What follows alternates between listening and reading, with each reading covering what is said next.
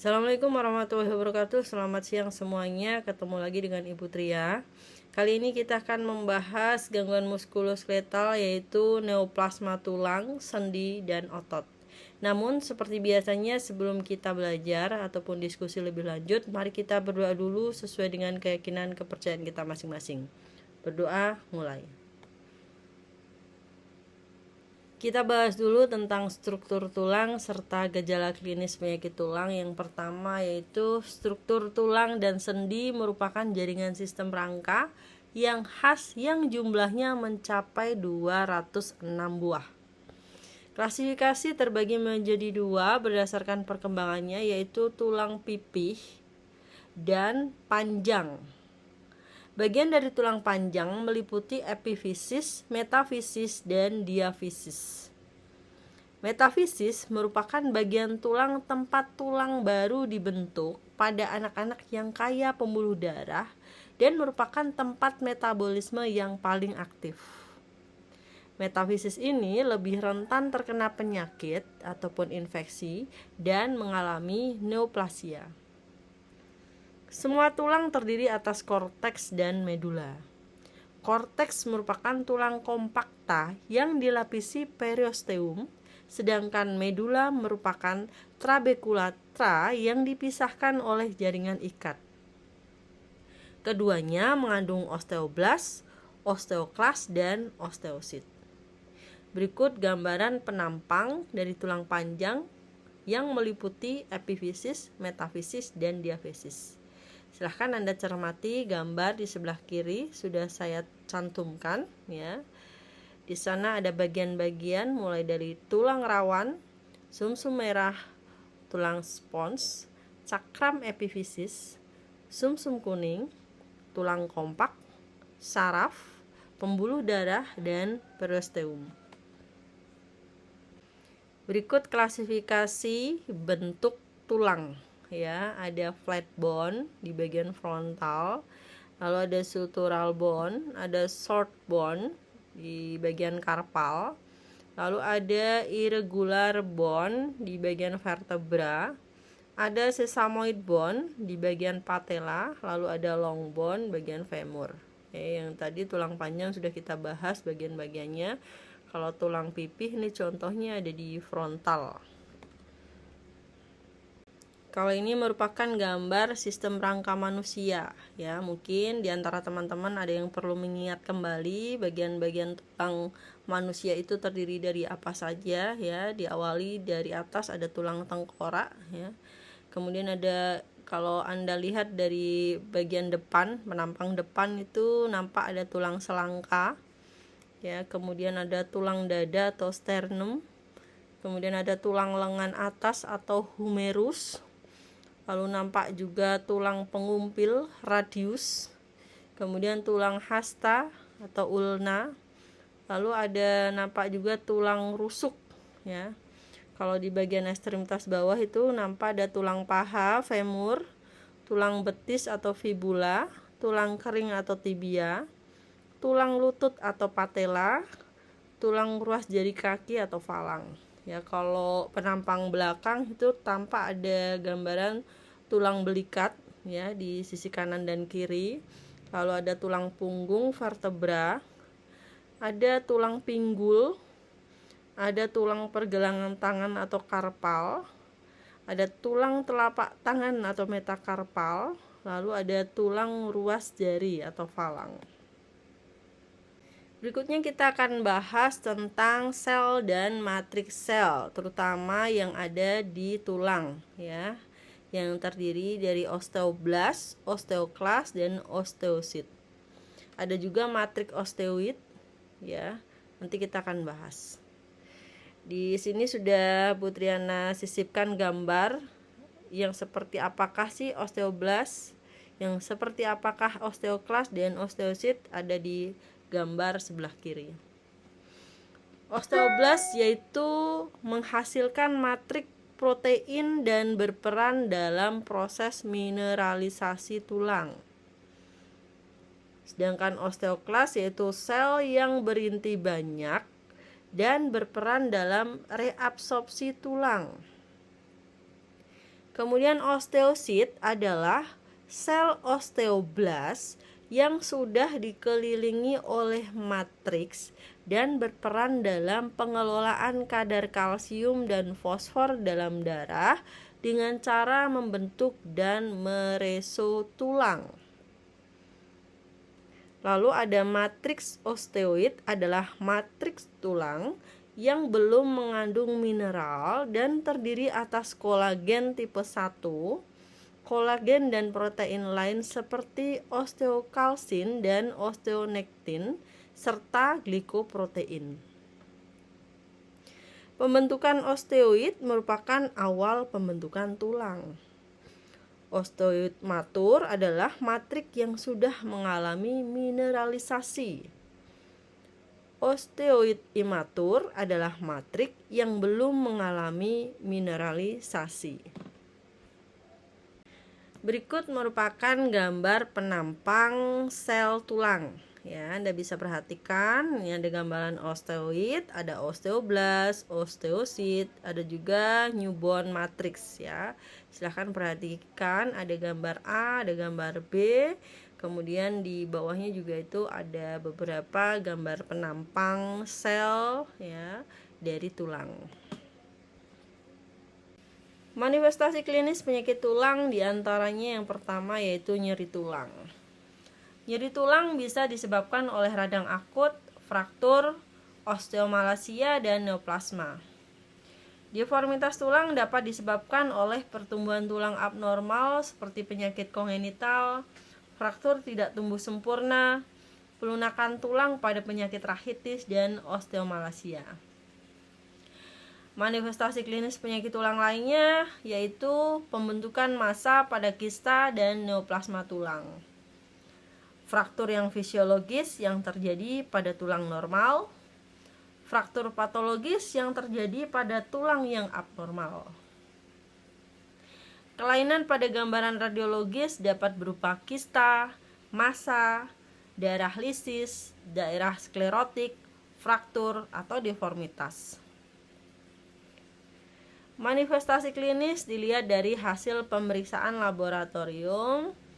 Biasanya kadar kalsium, fosfor, hormon paratiroid, vitamin D, dan alkali fosfatase yang abnormal.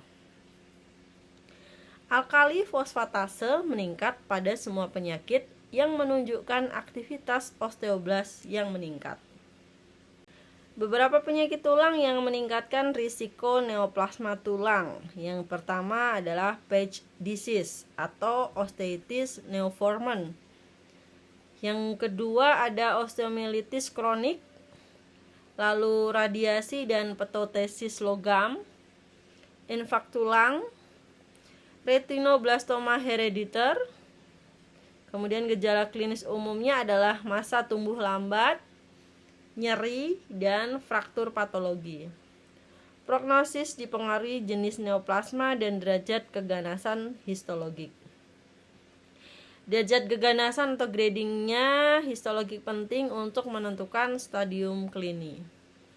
Mari kita bahas satu persatu penyakit tulang yang meningkatkan risiko neoplasma tulang. Yang pertama penyakit Paget.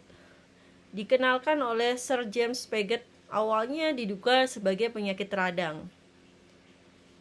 Penyakit Page merupakan penyakit perubahan struktur dan penebalan tulang. Predileksinya usia 50 tahun ke atas. Lokasi dapat terjadi pada sebagian tulang atau seluruhnya, monostotik, atau beberapa tulang polyostotik. Penyebabnya belum diketahui secara pasti, namun ada kaitannya dengan infeksi virus. Tahapan penyakitnya ada 3, reabsorpsi, pembentukan tulang baru, dan sklerosis. Gambaran histologinya, trabekula tulang menebal disertai gambaran mozaik.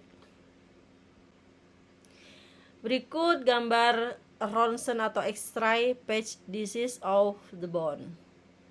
Jadi ada salah satu sisi tulang yang melengkung ya, tidak sesuai dengan struktur anatomisnya. Gejala klinis dari penyakit ini pada fase awal tidak ada keluhan. Gejala umumnya deformitas, nyeri tulang, dan fraktur. Lalu gejala klinis yang lain ada pembesaran tulang pada tahap sklerosis. Ini dapat mengakibatkan penekanan pada saraf dan bila mengenai saraf kranial ke-8 bisa menyebabkan tuli. Pada tulang tengkorak bisa menyebabkan penderita sulit menegakkan kepala. Peningkatan aktivitas osteoblast juga akan menyebabkan peningkatan alkali fosfatase dan ini bisa mempengaruhi fungsi ginjal. Prognosis penyakit Page yang poliostotik sering berkembang menjadi osteosarkoma dan kadang-kadang kondrosarkoma dan fibrosarkoma. Berikut gambaran penampang secara mikroskopis penyakit Page yang mengarah ke kondrosarkoma maupun fibrosarkoma. Beberapa penyakit yang menyerupai neoplasma. Yang pertama ada osteitis fibrosa kistika atau penyakit von Recklinghausen, yaitu kondisi ketika jumlah kandungan hormon paratiroid terlalu banyak di dalam tubuh atau hiperparatiroidisme, sehingga menyebabkan patah tulang dan mengakibatkan tulang menjadi lunak. Lalu penyakit yang menyerupai neoplasma lainnya yaitu displasia fibrosa. Kita akan bahas satu persatu penyakit yang menyerupai neoplasma. Yang pertama osteitis fibrosa kistika, yaitu perubahan pada tulang karena peningkatan kadar hormon paratiroid baik primer maupun sekunder. Hiperparatiroidisme primer biasanya terjadi pada wanita berusia 30-50 tahun dengan gejala klinis hiperkalsemia, kadang disertai nyeri tulang, deformitas, dan fraktur patologi. Secara radiologis, tulang menjadi tipis yang terutama tampak pada jari dan mandibula. Reabsorpsi yang berat akan menyebabkan terjadinya pembentukan kista. Histologi menunjukkan gambaran seperti tumor sel datia tulang yang disebut brain tumor, terdiri atas proliferasi osteoklas, fibroblast, dan pigmen hemosiderin. Penyakit yang menyerupai neoplasma berikutnya yaitu displasia. Kita awali tentang displasia fibrosa. Displasia fibrosa adalah kelainan setempat pada tulang yang prosesnya lambat dan menyebabkan jaringan tulang digantikan oleh massa yang dibentuk oleh fibroblast, jaringan ikat kolagen trabekula tulang yang irregular.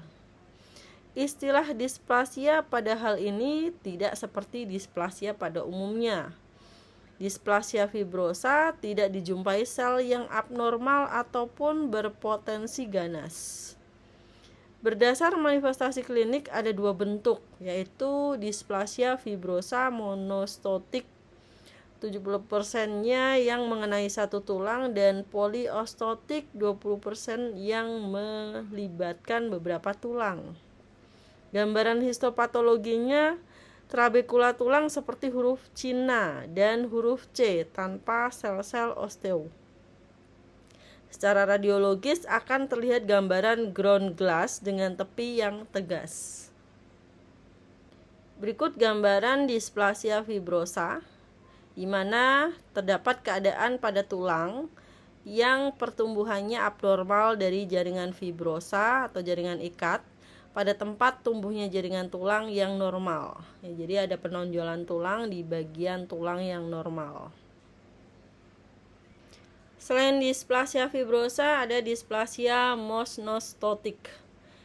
Dapat terjadi pada semua usia, umumnya pada remaja. Lokasi predileksi terutama tulang ekstremitas bawah, tengkorak, mandibula, dan iga.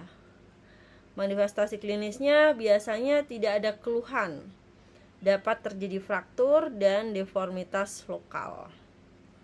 Berikut gambaran displasia monostotic.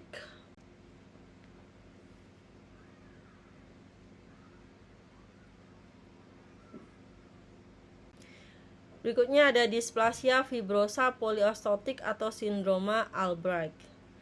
Bentuk displasia fibrosa polyostotik unilateral disertai kelainan hormonal, lebih sering pada wanita. Kelainan meliputi pigmentasi kulit, pubertas precox, hipertiroidisme, sindrom Cushing, dan ada yang mengkaitkan dengan neurofibromatosis. Berikut gambaran klien dengan displasia fibrosa polyostotik. Jadi kayak pasien polio ya, kakinya bengkok dan disertai adanya pigmentasi kulit. Berikutnya ada gangguan non-ossifying fibroma, yaitu gangguan perkembangan tulang. Sering pada anak-anak mengenai tulang tibia, fibula, dan femur. Kemudian lesi pada korteks tampak berbatas tegas. Secara mikroskopis menunjukkan jaringan ikat dengan sel fibroblast, sel xanthoma, sel datia tanpa pembentukan tulang. Ada keluhan nyeri pada malam hari, kemudian tidak perlu diobati karena akan hilang sendiri. Ini merupakan beberapa penyakit yang menyerupai neoplasma tulang. Selanjutnya kita akan bahas neoplasma tulang. Yang tadi kita bahas beberapa permasalahan yang menyerupai neoplasma tulang. Neoplasma tulang terbagi menjadi 3, yaitu neoplasma jinak, neoplasma ganas, dan neoplasma sekunder. Neoplasma jinak yaitu contohnya kista tulang. Penyakitnya contohnya yaitu kista soliter, aneurysmal bone cyst. Lalu ada neoplasma jinak tulang rawan, contohnya ada kondroma, osteokondroma, kondroblastoma. Lalu ada neoplasma jinak tulang, contohnya ada osteoma, osteoma osteoid, dan osteoblastoma. Satu lagi neoplasma jinak fibrosa dan fibroosea. Contohnya non-ossifying fibroma dan ossifying fibroma. Lalu untuk yang kedua ada neoplasma ganas, yaitu neoplasma ganas tulang, contohnya osteosarkoma. Lalu neoplasma ganas tulang rawan, yaitu kondrosarkoma. Kemudian neoplasma ganas jaringan fibrosa dan fibrooseus, yaitu fibrosarkoma. Satu lagi neoplasma tulang lain, contohnya sarkoma Ewing, giant cell tumor of the bone. Kemudian jenis neoplasma tulang yang lainnya yaitu neoplasma sekunder, misalnya karena karsinoma paru, yaitu meta ya dari paru, kemudian karsinoma prostat, karsinoma payudara, tiroid, ginjal, dan kolon. Neoplasma yang paling sering terjadi adalah yang sekunder metastasis dari organ lain. Biasanya sering dikaitkan dengan predileksi umur, jenis kelamin, dan lokasi bagian tertentu. Keterangan klinik dan radiologis sangat diperlukan karena gold standarnya adalah triple diagnostik. Sebagian besar tidak diketahui penyebabnya dan kaitan dengan perubahan genetik yang sangat besar. Berikutnya grading neoplasma. Ada beberapa macam sistem, salah satunya oleh Enneking, meliputi stadium 1A, 1B, 2A, 2B, dan 3, yang dinilai berdasar derajat keganasan rendah atau tinggi, lokasi tumor intra atau ekstra, kompartemen, dan metastasi negatif atau positif. Berikutnya kita akan bahas beberapa jenis neoplasma, dimulai dari neoplasma yang sifatnya jinak yaitu kista. Kista ada kista soliter tadi ya, ada kista aneurisma. Ya, kita akan bahas dulu tentang kista soliter. Kista soliter ini jarang ditemukan, penyebabnya juga belum diketahui secara pasti. Biasanya terjadi pada ujung distal tulang panjang seperti femur dan humerus dan sering terjadi pada anak-anak dan remaja. Kista mengandung rongga-rongga berisi cairan yang jernih, berwarna kekuning-kuningan, dan dindingnya terdiri atas jaringan ikat, jaringan granulasi, histiosit, pigmen hemosiderin, dan celah-celah kolesterol. Keluhannya berupa nyeri, pembengkakan jaringan lunak, dan kadang-kadang fraktur. Gambaran radiologisnya kista dengan dinding tipis di lapisan korteks dekat epifisis. Berikutnya kista aneurisma atau aneurismal bonsis. Sering terjadi pada usia 10-20 tahun, terutama pada tulang vertebra, tulang pipih, dan bagian metafisis tulang panjang. Kelainan multikistik dan hemoragik dikelilingi tulang tipis di sebelah luarnya. Pemeriksaan radiologis gambaran khas yaitu lesi berbatas tegas dan mengekspresikan tulang. Gambaran histopatologisnya berupa rongga-rongga berisi darah tanpa dilapisi endotel. Di bagian padat terdiri atas jaringan ikat, osteoid, tulang matur, dan sel datia. Selanjutnya kita akan bahas neoplasma jinak di tulang rawan yaitu kondroma. Kondroma terdiri atas tulang rawan hialin yang sering ditemukan di bagian metafisis medula atau ekondroma tulang-tulang tangan dan kaki, kadang di tulang iga dan tulang panjang. Bila multiple disebut enkondromatosis atau penyakit Ollier. Bila disertai hemangioma disebut sindroma Maffucci. Merupakan kelainan herediter bersifat dominan autosomal dan kira-kira 10% dan berkembang menjadi kondrosarkoma. Gejala klinik biasanya tidak ada keluhan dan ditemukan secara kebetulan. Kadang-kadang nyeri dan terjadi fraktur. Pada pemeriksaan radiologisnya ditemukan nodul tulang rawan berbatas tegas, lonjong, dikelilingi tulang yang tipis atau O-ring sign. Neoplasma jinak tulang rawan yang lain yaitu osteokondroma atau eksostosis kartilagenia. Sering terjadi pada anak-anak dan remaja. Lokasi tersering pada femur distal, tibia proksimal, humerus, dan pelvis pada daerah metafisis. Sebagian besar soliter dan multiple bersifat dominan autosomal. Berbentuk seperti jamur dengan tudung dari tulang rawan hialin.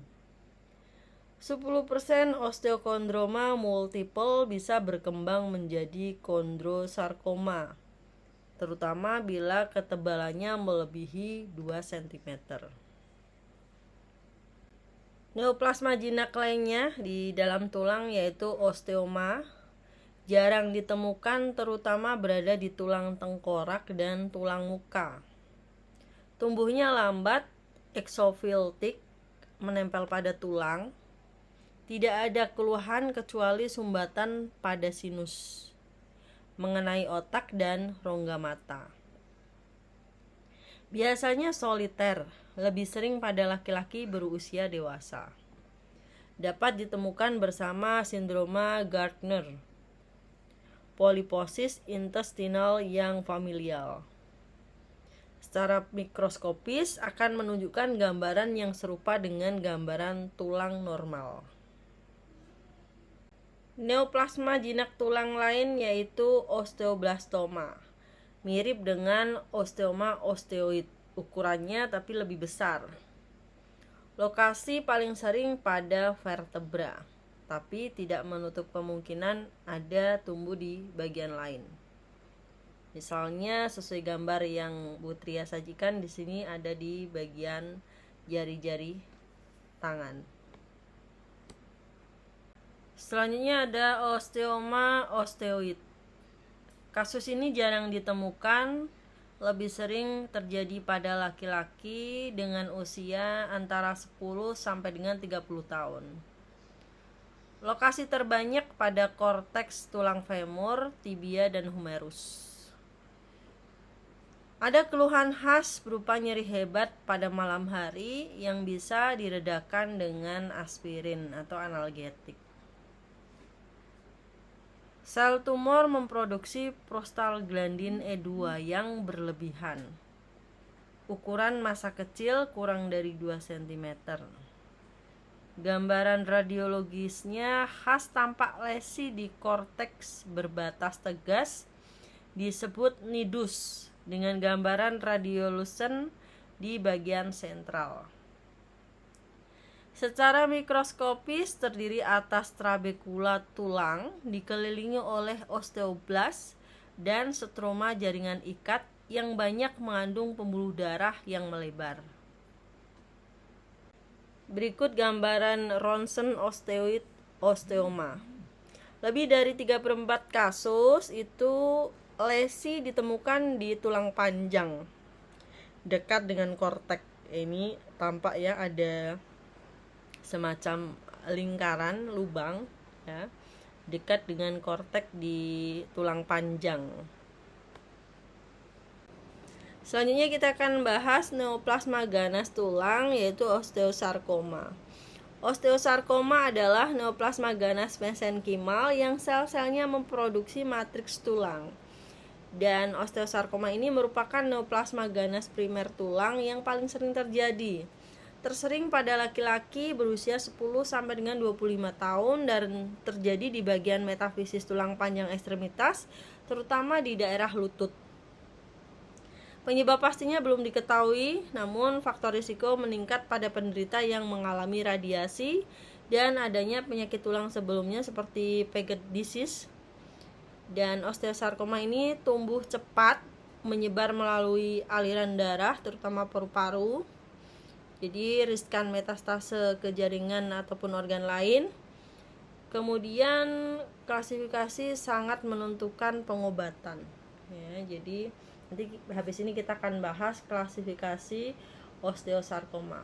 Ya, ini untuk menentukan pengobatan ataupun tindak lanjut dari osteosarkoma.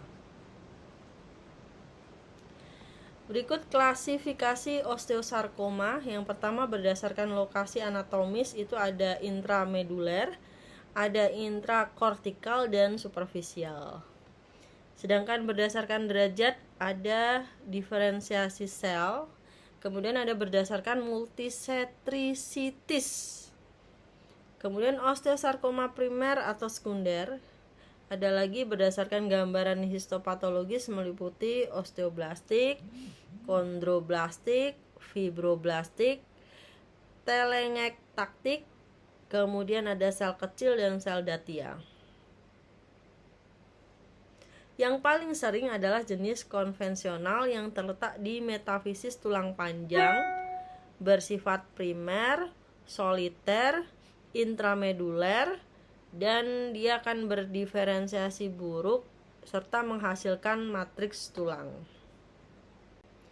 Klasifikasi osteosarkoma berikutnya yaitu makroskopis yang berukuran besar seperti berpasir, putih kecoklat-coklatan, sering mengandung darah dan degenerasi kistik.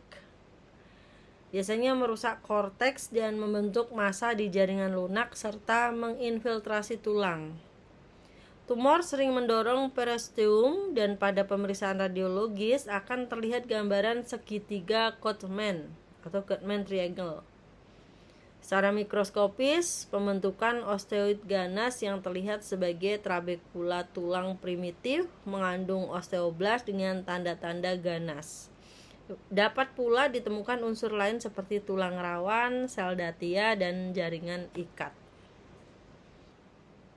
Neoplasma ganas berikutnya yang mengenai tulang rawan yaitu kondrosarkoma.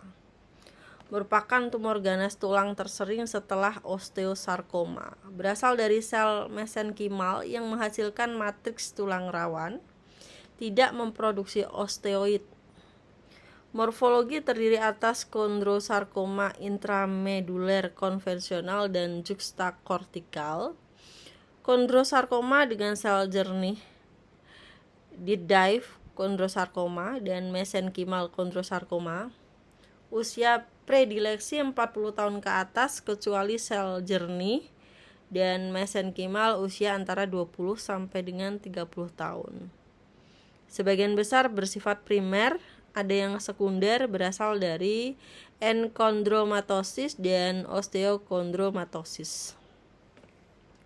Lokasi yang paling sering di bagian sentral tulang pelvis, femur proksimal, bahu, dan iga. Gambaran radiologisnya terlihat sebagai massa infiltratif yang mengekspansi tulang disertai kalsifikasi. Gambaran makroskopisnya masanya besar, destruktif, bening, dan berwarna keputihan. Gambaran mikroskopisnya sel tulang rawan ganas dalam matriks kondroid. Derajat keganasannya terkait perangai biologis dan prognosisnya. Prognosisnya ketahanan hidup untuk 5 tahun derajat 1 itu 90%, derajat 3 itu 30 sampai 40%. Biasanya klien mengalami metastasis jauh ke paru-paru. Selanjutnya ada neoplasma ganas, jaringan fibrosa, dan fibrooseus yang dinamakan fibrosarkoma. Neoplasma ini menghasilkan kolagen dan fibroblast pada jaringan tulang. Biasa terjadi pada usia pertengahan dan usia lanjut. Bisa bersifat primer ataupun sekunder dari jaringan lunak. Dapat berasal dari infak tulang, Paget disease, dan radiasi. Lokasi biasa pada tulang panjang dan pelvis. Secara makroskopis berukuran besar, berwarna putih kecoklatan, dan sering mengalami perdarahan. Pertumbuhannya menyebabkan destruksi tulang dan invasi jaringan lunak. Gambaran mikroskopis sel tumornya membentuk kumparan dan menunjukkan gambaran seperti tulang ikan atau herringbone pattern. Ya, ini ada gambarannya ya, seperti kumpulan-kumpulan ikan gitu ya yang sedang mencari makan. Inilah gambar fibrosarkoma secara mikroskopis. Selanjutnya neoplasma ganas tulang. Ya, ada jenis yang lain yaitu sarkoma Ewing. Neoplasma ini berciri khas sel bulat monoton berukuran kecil, primer pada tulang, biasanya muncul pada usia 10 sampai 15 tahun. Termasuk neoplasma ganas tulang kedua yang tersering pada anak. Lokasi pada medula femur, tibia, pelvis, iga, dan vertebra. Secara histologis sulit dibedakan dengan limfoma, rhabdomyosarkoma, maupun neuroblastoma serta karsinoma kecil paru. Ditemukan translokasi kromosom 11 dan 22 yang hal ini juga didapatkan pada neoplasma dari neuroectoder primitif yang bisa dibedakan dari sarkoma Ewing berdasarkan diferensiasinya. Neoplasma yang secara diagnostik menunjukkan diferensiasi neural baik secara mikroskopik cahaya, imunohistopatologi, atau dengan mikroskop elektron disebut neoplasma neuroektodermal primitif. Bila tidak terdiferensiasi maka disebut sarkoma Ewing. Gambaran radiologisnya lesi lisis dan onion skin yang merupakan reaksi periosteal yang membentuk lapisan-lapisan tulang konsentris. Gambaran mikroskopis sel tumor berukuran kecil, inti uniform, sitoplasma sedikit dan dengan pas sitoplasma mengandung glikogen. Kadang-kadang ada sel nekrotik ghost cell dan susunan sel roset atau Homer-Wright roset. Ini ada gambaran ya tulang panjang yang sehat dan tulang panjang yang mengalami Ewing sarkoma. Selanjutnya kita bahas neoplasma sendi dan jaringan lunak. Ya, tadi kita sudah bahas neoplasma yang mengenai tulang. Sekarang kita akan bahas neoplasma yang mengenai sendi dan jaringan lunak. Diawali dari neoplasma jinak sendi, contohnya ada sinovitis filonodular, ada pigmented filonodular sinovitis giant cell of tendon sheath. Ya, kemudian ada neoplasma ganas sendi, contohnya sinovial sarkoma, dan ada neoplasma jaringan lunak. Seorang yang mengalami penyakit sendi sering mengeluhkan artralgia, yaitu rasa nyeri pada sendi tanpa tanda radang akut. Atau kadang muncul artritis, yaitu rasa nyeri disertai peradangan. Lalu biasanya juga muncul pembengkakan sendi karena eksudasi dan perdarahan atau hemartrosis. Atau mungkin adanya massa di dalam sendi sehingga muncul bengkak atau edema. Kemudian bisa disertai juga munculnya krepitasi atau bunyi gesekan abnormal pada pergerakan sendi. Lalu juga akan mengalami gerakan sendi yang abnormal.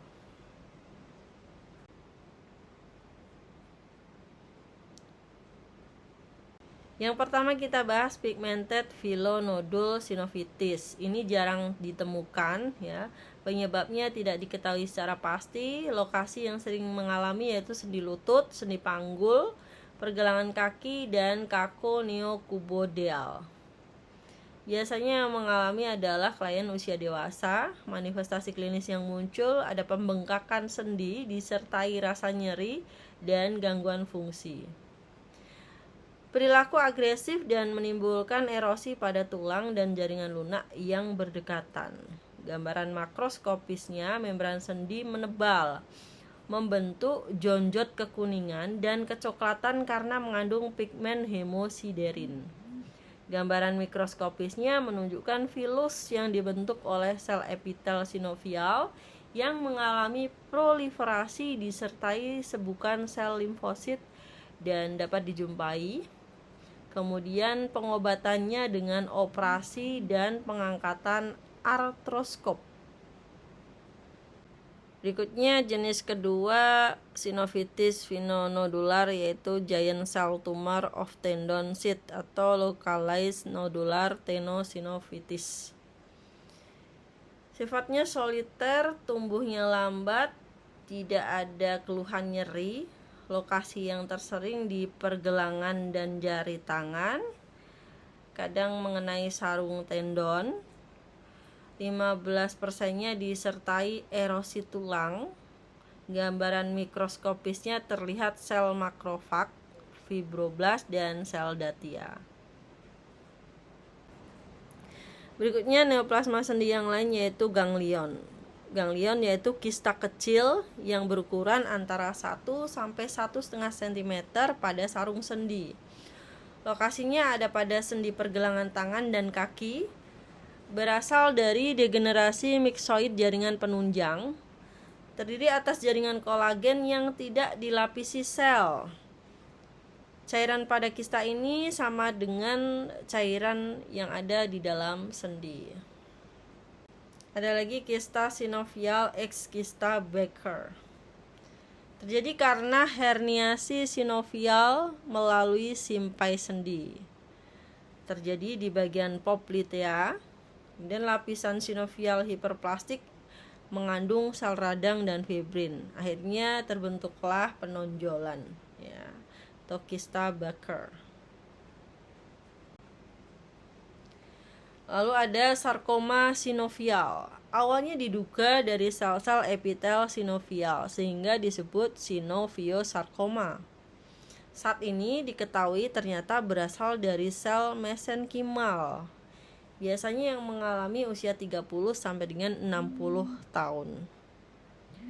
Lokasi tersering pada lutut, bisa terjadi pada dinding abdomen dan parafaringeal.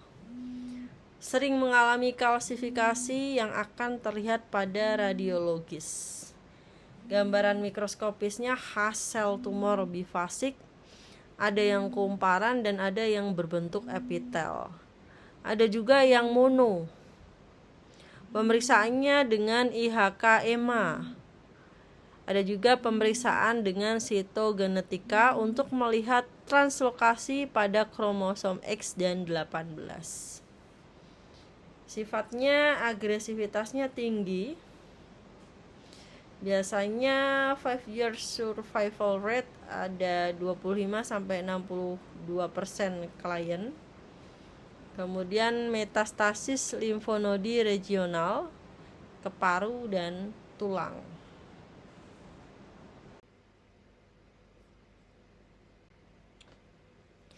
Grading untuk neoplasma jaringan lunak ada G1 sampai dengan G4. Dinilai berdasarkan selularitas, kemudian pleomorfisme, jumlah mitosis, dan luas nekrosis. Hal ini dinilai secara klinis berdasarkan rumusan American Joint Committee. Neoplasma jaringan lunak yang pertama yaitu lipoma. Ya, lipoma ini mengenai jaringan lemak. Ya, tadi ada 2, lipoma dan liposarkoma. Neoplasma jenis ini paling sering terjadi.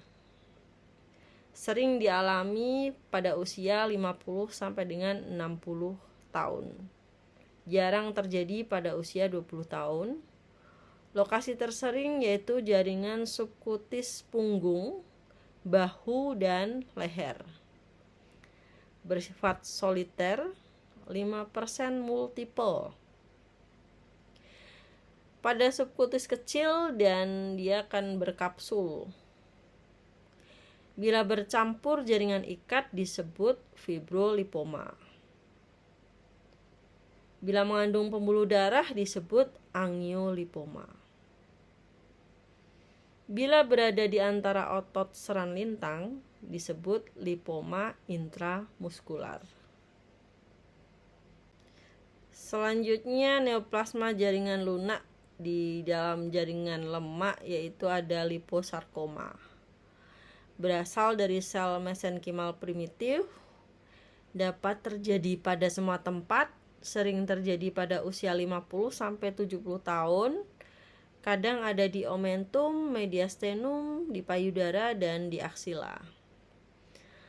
Gambaran makroskopisnya putih keabuan, berbeda dengan lipoma yang kekuningan. Kadang miksoid, dapat bersimpai, dapat multinodular, ukurannya 5 sampai dengan 10 cm. Dapat disertai area nekrosis dan perdarahan. Klasifikasinya ada 5 jenis. Yang pertama berdiferensiasi baik. Ada yang jenis miksoid, ada jenis bulat, ada jenis pleomorfik, dan dediferensiasi.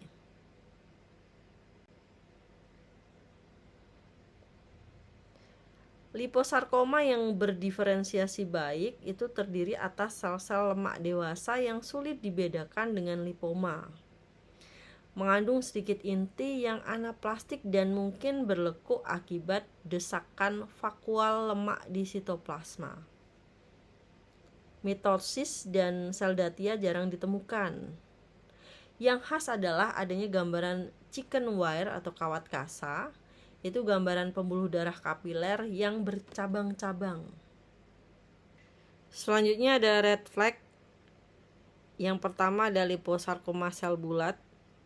Gambarannya menyerupai sarkoma Ewing dan limfoma, kadang seperti kelenjar. Lalu ada liposarkoma dediferensiasi, merupakan campuran liposarkoma berdiferensiasi baik dengan sarkoma lain yang bukan berasal dari jaringan lemak. Kejadiannya kurang dari 50%, tapi sering kambuh. Tempatnya berada di dalam.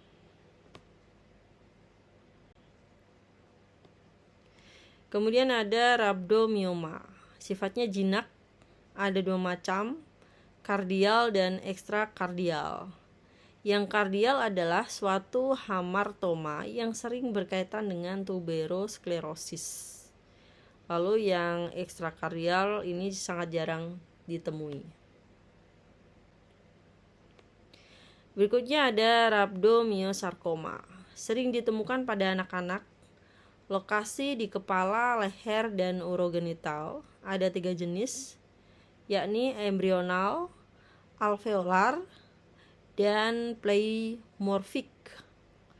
Yang paling banyak yang embrional. Selain gambaran ketiga jenis neoplasma ini berbeda, perangainya juga berbeda. Yang pleomorphic ini sering terjadi pada usia lebih dari 45 tahun. Sedangkan yang embrional atau alveolar 90% usia yang mengalami adalah kurang dari 20 tahun. Berikut gambaran myogenic lesion atau rhabdomyosarcoma ya. Ini ada beberapa kasus yang terjadi pada anak-anak ya. Matanya secara anatomis itu ada perubahan bentuk, tentu ada juga perubahan fungsi.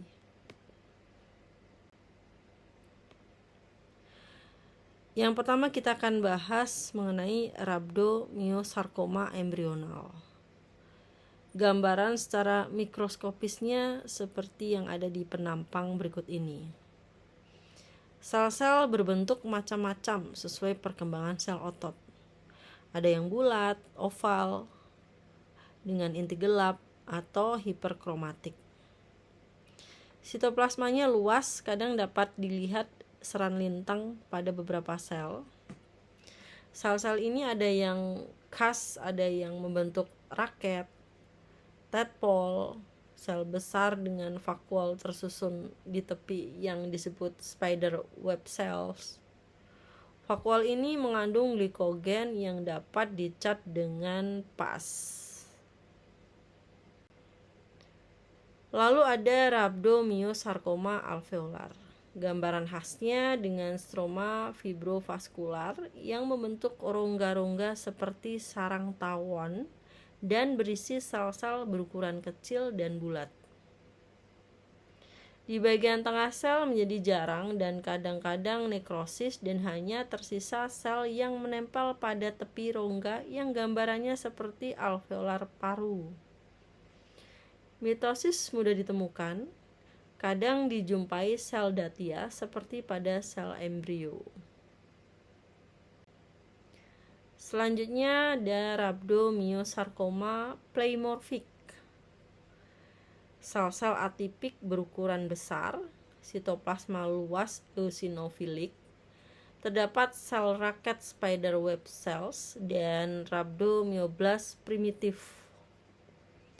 Sel panjang yang mengandung seran lintang jarang ditemukan sehingga memerlukan pengecatan IHK. Gambaran klinik rhabdomyosarcoma saat ditegakkan 20-40%-nya telah metastasis ke limfonodi dan organ lain seperti paru, sumsum tulang, jantung, otak, dan selaput otak. Semua jenis rhabdomyosarcoma ini prognosisnya buruk. Selanjutnya kita akan bahas neoplasma yang mengenai jaringan lunak otot polos, yaitu leiomyoma dan leiomyosarcoma. Cukup sulit disebutkan ya. Leiomyoma bersifat jinak 90% pada uterus, dan ada leiomyosarcoma bisa didapatkan pada retroperitoneum, dinding traktus gastrointestinal, dan jaringan subkutis. Untuk leiomyoma seluler ini sangat sulit dibedakan dengan leiomyosarcoma ya. Kalau gambaran secara mikroskopisnya ini ada, saya sisipkan ya. Kalau yang leiomyoma itu warnanya lebih ke pink ya ini ya. Dan sepertinya intinya juga tidak terlalu banyak ya. Berbeda dengan yang leiomyosarcoma. Selanjutnya kita bahas tumor jinak jaringan ikat, yaitu fibroma. Ini tumbuh lambat, berbatas tegas, berkapsul, terdiri atas sel-sel fibroblast dengan jaringan ikat kolagen di antaranya. Ada inti sel membentuk kumparan atau perahu. Beda dengan leiomioma yang intinya ujungnya tumpul. Selanjutnya ada fibromatosis, yaitu pertumbuhan fibroblastik, bukan neoplasma murni, bukan pula fibroma multi. Tidak ditemukan anaplasia dan tidak ada metastasis. Bedanya dengan fibroma, tidak bersimpai, tidak infiltratif. Prognosisnya residif bila tidak bersih diangkat. Klasifikasinya ada yang superficial, contohnya ada palmaris, kemudian ada plantaris dan penis ya. Lalu ada juga yang dalam, contohnya ada tumor desmoid. Jadi yang superficial palmaris itu ada Dupuytren, kalau yang plantaris ada leather horse, yang di penis ada Peyronie ya. Kalau yang klasifikasi yang dalam itu tumor desmoid. Tumor desmoid itu agresif fibromatosis, bisa terjadi pada semua usia. Gambaran makroskopisnya bersimpai, batasnya tidak jelas, warnanya abu-abu. Ada garis tengah sekitar 1 sampai dengan 15 cm. Konsistensinya keras seperti karet, menginfiltrasi serabut otot dan jaringan sekitarnya. Residif apabila tidak diangkat bersih. Gambaran mikroskopisnya mirip fibrosarkoma berdiferensiasi baik, tersusun atas fibroblast dan kolagen. Ada 3 macam, desmoid abdominal, ada yang intraabdominal dan ekstraabdominal. Dan ini gambarannya terkait dengan tumor desmoid yang mengenai abdominal ya. Gambarannya seperti ini ya secara eksternal. Lalu ada penampang yang bisa kita lihat secara internalnya. 3 jenis desmoid tadi, yang pertama ada desmoid abdominal. Itu terjadi di muskulo-aponeurotik dinding depan abdomen pada saat hamil atau sudah hamil. Lalu ada desmoid intraabdominal pada mesenterium atau dinding pelvis dari pendesindroma Gardner. Lalu ada desmoid ekstraabdominal sering pada otot bahu, ada di dinding dada, ada juga yang di punggung dan paha. Berikut merupakan referensi yang Bu Tria gunakan untuk membahas mengenai neoplasma tulang ya. Teman-teman masih bisa cari referensi lain yang membahas tentang neoplasma tulang, barangkali membutuhkan informasi yang lebih banyak dari yang Bu Tria sampaikan hari ini ya. Oke, demikian yang bisa Bu Triana sampaikan tentang neoplasma tulang. Masih ada pokok bahasan lain tentang tulang ya, tentang gangguan tulang, yaitu reumatik dan gangguan metabolik tulang. Nanti teman-teman bisa simak di video yang lainnya. Terima kasih atas perhatiannya, semoga bermanfaat. Jangan lupa like, subscribe, dan share ya. Dan kalau misalnya ada pertanyaan silahkan tulis di kolom komentar ya. Sekali lagi terima kasih, semoga kita selalu dimudahkan urusannya dan sehat selalu. Wassalamualaikum warahmatullahi wabarakatuh.